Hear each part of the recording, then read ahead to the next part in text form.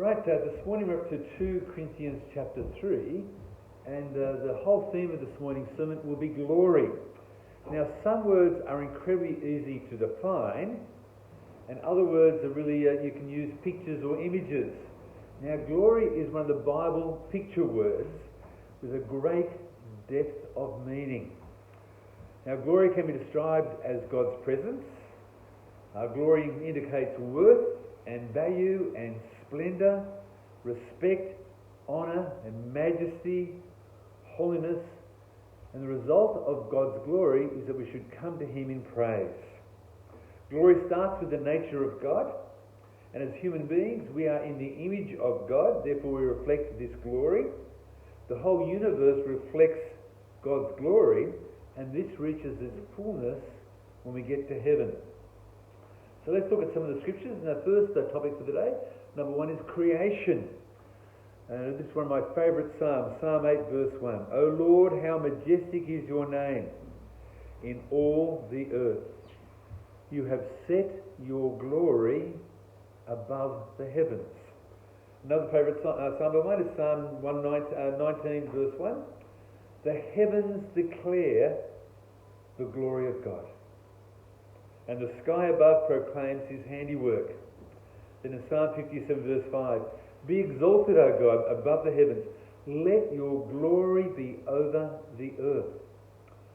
Every morning I leave home around 5:30ish. Each week it's about 10 minutes early because the stupid sun it's not obedient to rising at the same time. If it rose at 6 o'clock, I'll be far happier. And in about 3 weeks' time, it'll be rising at 5:20, which is going to be even worse because I'm going to get out of bed by 5 o'clock to see it. But I go down and I regularly film the sunrise nearly every morning and take photos. And then at the end of each week, I delete them all. One of the other guys, he's got something like 3,000 sunrise shots on his phone. And you think, why would you have that many? Because you go down the beach and think, oh my gosh, look how fantastic that sunrise is. I need to get a photo of that. And you do that day after day. Why? Because that's the glory of God. Now for others, they might say, the glory of God is in a majestic, beautiful view in the distance of nature. Glory of God could be walking through a rainforest. Glory of God is picking up a grandchild and holding and thinking, oh my gosh, is this a gorgeous person? So the glory of God can be seen in a whole range of things. And so creation points to the Creator. Every morning I swim with a bunch of guys who are basically all atheists. And 2 of the guys this week have relinquished their atheist titles. Because as we chatted it through, they said, look, it's really obvious. There is a God. Our creation needs a Creator. There must be a mind behind everything that we have. And of course that's a biblical concept. Now the second place that we start seeing glory quite powerfully is in the life of Moses. It's in his tabernacle. It says that he would meet regularly with God. So there in Exodus 24 verse 17. Now the appearance of the glory of the Lord was like a devouring fire on the top of the mountain. In Exodus 29:43. There I'll meet with the people of Israel, and it shall be sanctified by my glory. And I will consecrate the tent, and I will consecrate the altar. Now Aaron and his sons, I will consecrate them to serve me as priests. And I will dwell among the people of Israel, and I will be their God, because I am the Lord their God. Now after many of these meetings, Moses would glow. He'd wear masks. Obviously they had COVID in his day, but he'd wear masks to try and stop the incredible radiance of his face. But and for our New Testament reading, where we're up to 2 Corinthians 3, it looks back to the significance of Moses. It says there is something more powerful happening than even Moses. So there in verse 7, now if the ministry of death, carved in letters of stone, which is the 10 Commandments, came with such glory that the Israelites could not gaze on Moses' face because of its glory, which was being brought to an end, why not the ministry of the Spirit have even more glory. For if there was glory in the ministry of condemnation, as in the Ten Commandments, then the ministry of righteousness, which is the New Testament on, must far exceed it in glory. Indeed, in this case, what once had glory has come to have no glory at all, because of the glory that surpasses it. So what is that glory? The glory of the Holy Spirit coming on the day of Pentecost, being poured upon the church, that we as believers have come to a living place with God, that God has opened the door between man and himself, and that sin is forgiven. Verse 11. For if what was being brought to an end came with glory, much more will what is permanent have glory. The Old Testament was a shadow. Jesus is the reality. What they whispered about and tried to guess in the distance, God has come up close and personal to us today. Now in Moses' time, he was really trying to struggle about his intimacy with God. And we find there in Exodus chapter 33 verse 18, Moses said, "Please show me your glory."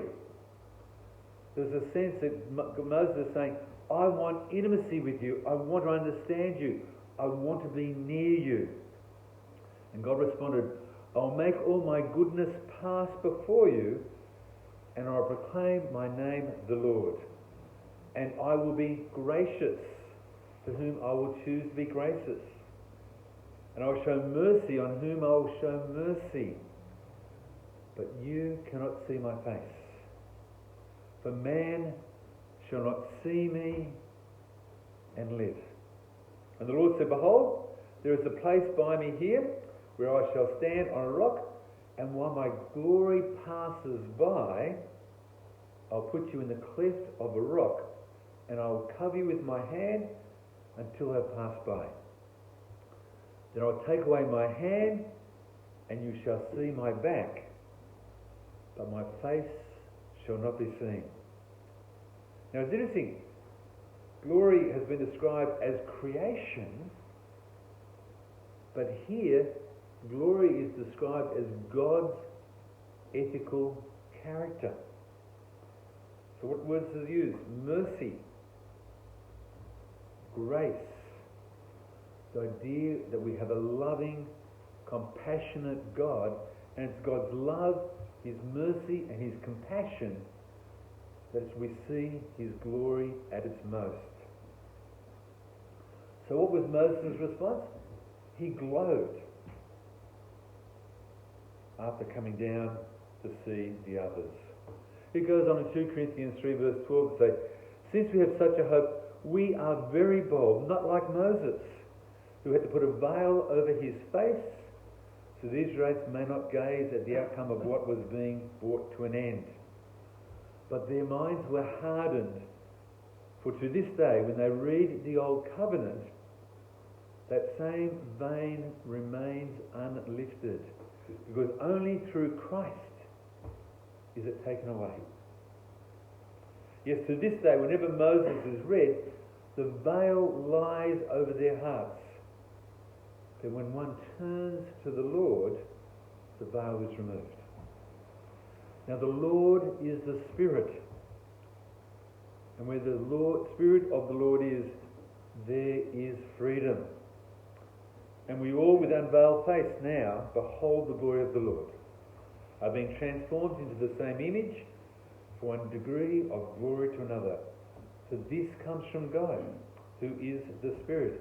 There's a sense that what they desired in the Old Testament is fulfilled in Christ, that is now transforming you and I. What they had hoped for, that was long off, has come close to us in the form of our salvation.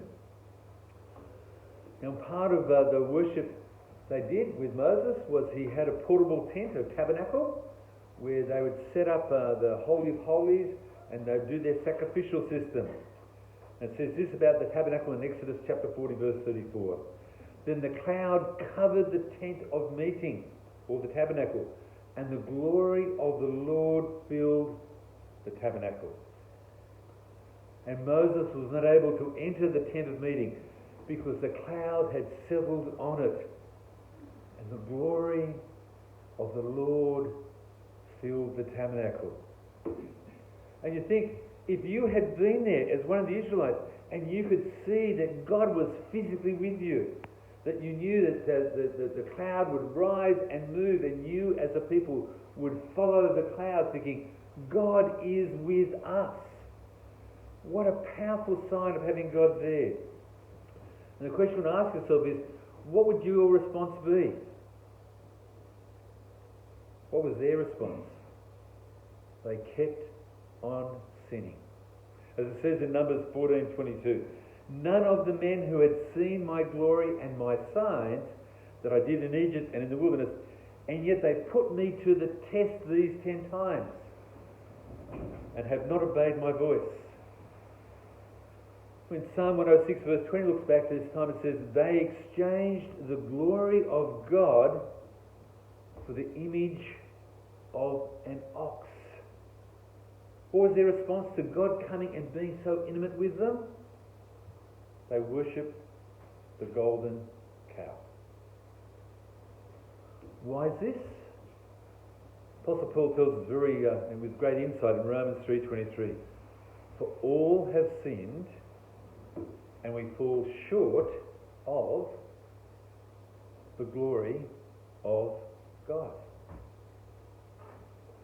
God has this great majesty of splendour,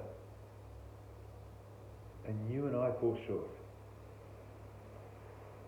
You go a couple hundred years after Moses to Solomon building the temple, and it says that the ark was brought to the temple there in 1 Kings 8:11. So the priests could not stand to minister because of the cloud from the glory of God filled the house of the Lord. They would fall on their faces in prayer and awe and wonder, saying, God is with us.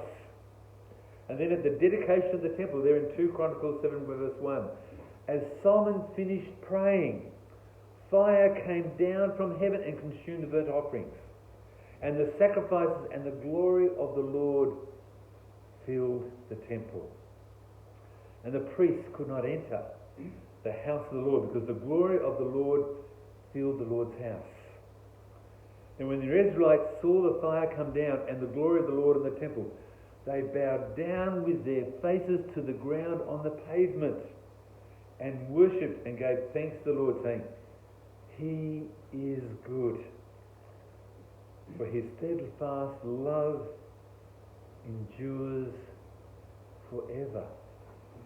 To see God's glory brings you to repentance. It makes you humble.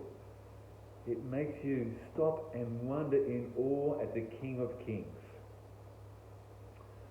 As we go further into the Old Testament, we've come to the prophet, and the prophet Ezekiel. It's a great book. And we see there in Ezekiel 1 verse 27.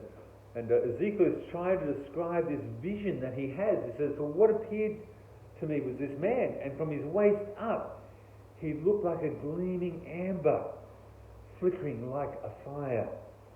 And from his waist down, he looked like a burning flame, shining with splendour. And all around him was a glowing halo, like a rainbow shining in the clouds on a rainy day. This is what the glory of the Lord looked like to me.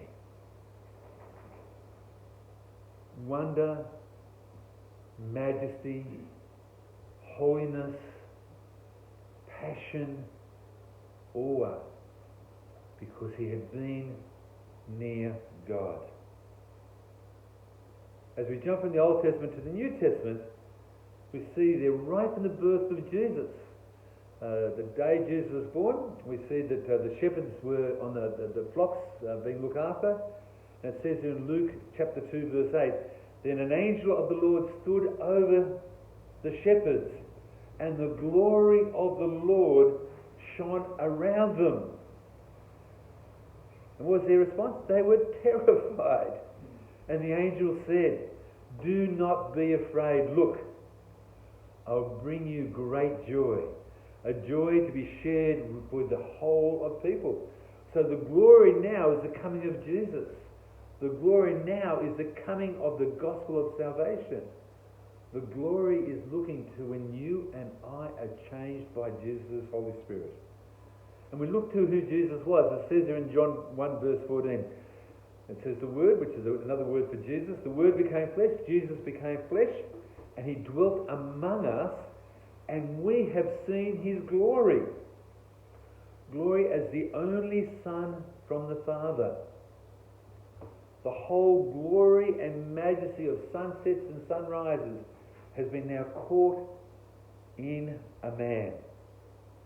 And Jesus says in John 17:5, "And now, Father, glorify me in your presence with the glory that I had with you before the world existed." Jesus left the glory of heaven and came to earth as a man. He lived humbly and obedient to his God. And then you say to yourself, where did they see glimpses of this glory? One of those glimpses at the Transfiguration. In Transfiguration, Jesus, Moses and Elijah appeared in the glory with Jesus. It says the disciples saw his glory. But there's one point in the Bible where his glory is seen more than any other moment in time or space. When is that? The day Jesus died. That is death upon the cross. Jesus says, now the Son of Man is glorified, and God is glorified in him. Where is Jesus' glory? Nail holes in his hands. Blood pouring down his body from his head wounds. Nails through his feet. What was a sign of torture is Jesus at the greatest moment of his glory. So we see the glory in God. But we also see the glory of God is reflected in you and I as humans and as believers. So in terms of humans, it says in Psalm 8 verse 5, "Yet you have made him, as in you have made man a little lower than the heavenly beings, and you have crowned him with glory and with honour."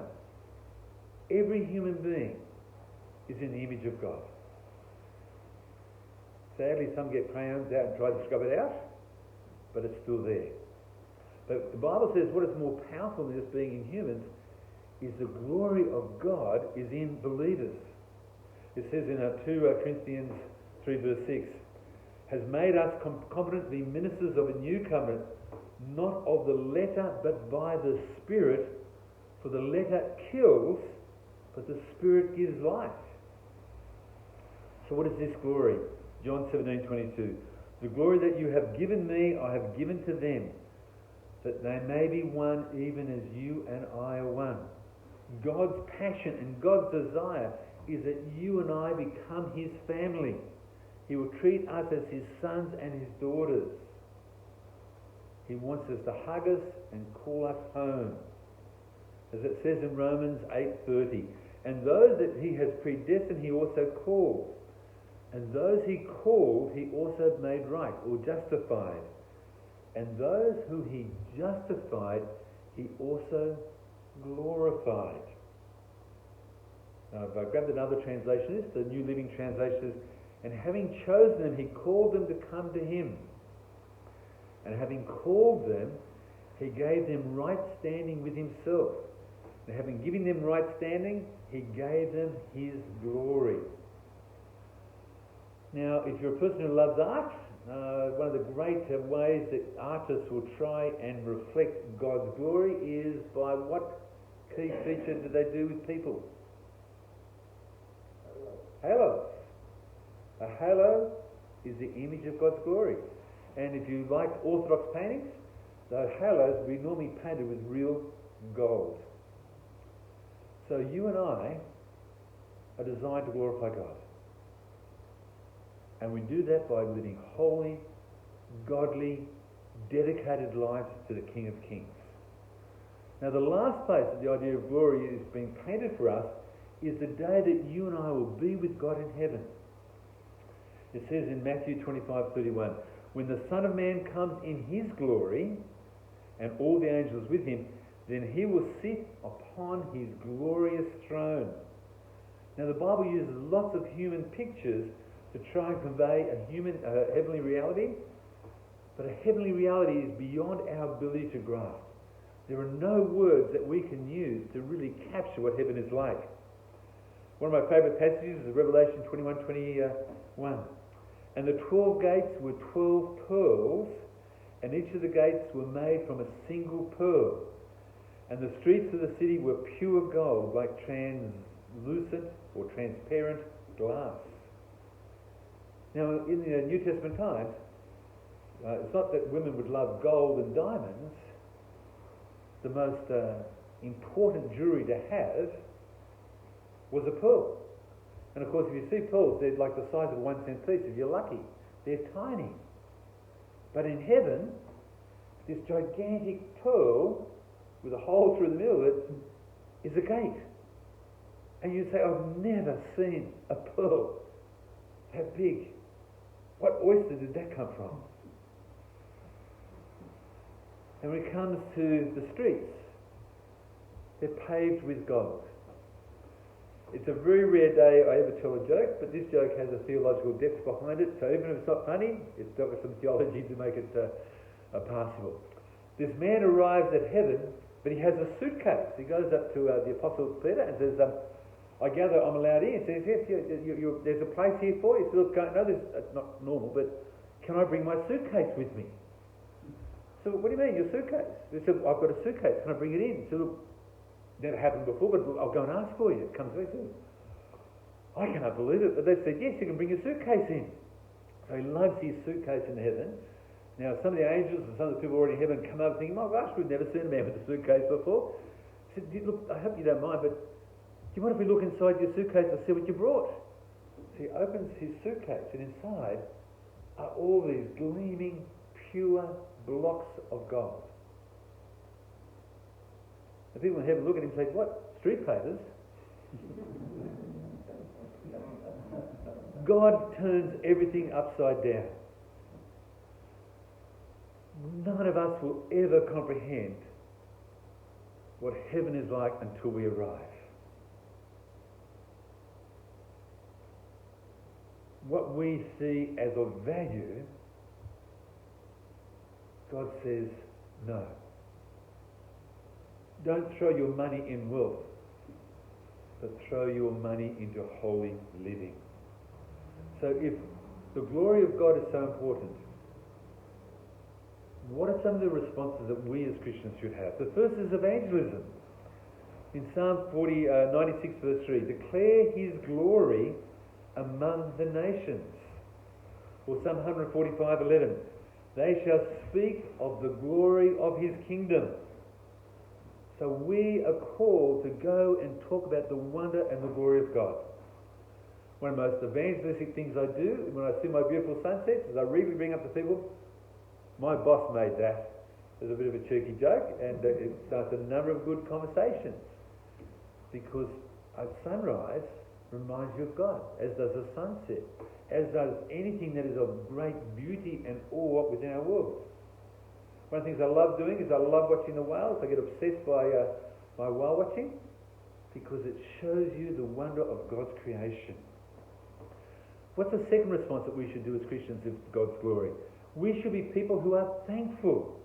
So there in Psalm 72:19, blessed be his glorious name forever. May the whole earth be filled with his glory. We should be people with thanksgiving prayers always on our lips. The third response to God's glory is that of praising God. It says, my mouth is filled with your praise and with your glory all the day. The fourth thing is, God's glory should remind us of salvation. Psalm 79:9, help us, O God of our salvation, for the glory of your name delivers us. and atone for our sins for your name's sake. Psalm 85 verse 9. Surely his salvation is near to those who fear him, that glory may dwell in our land. Finally, you and I are called to be godly, to be righteous, to be holy. So there in 2 Corinthians 3:6, God has made us competent to be ministers of a new covenant, not of the letter but by the Spirit, for the letter kills, but the Spirit gives life. You and I as believers are life givers. We are transformers. We can see differences as the Spirit of God uses us. I love some of the testimonies of people I've come across. I can think of men that I've worked with who've been murderers, who've been rapists, who've been thieves, who've been drug addicts, and they have come to Christ in a powerful way. In one of my churches, we had one of the leading drug dealers in Wollongong come to Christ. And one of the guys in the church who was quite high up had a bit of a conversation with my minister. Said, look, I think Rob's bringing the wrong type of people into our church. What impact is this going to have? That was not too bad. But then this drug dealer, who'd become a Christian, married one of the nicest girls in the church. You imagine the horror that caused for some people. That's many years ago. Where's this man today? That very church, he's on their church council. He works for a Christian organisation. He's one of the most godly men in that church. Why? Because God takes what is dark and makes it light. God takes what is broken and makes it whole. God is in the business of transforming us. So what should we be? Matthew 5:16. Let your light shine before others, so they may see your good works and give glory to our Father who is in heaven. We don't seek glory for ourselves. That's arrogance. We seek glory to the King of Kings. If you're a good Presbyterian, you would know what is called the Shorter Catechism. It's a number of questions that have question and answer about very basic Christian doctrines. The very first question of the Shorter Catechism is this: what is the chief end, or what is the chief purpose of man? Man's chief end is to glorify God and to enjoy Him forever. How do we find joy? In giving glory. As we worship the King of Kings, it makes our life come together. And what's the second question?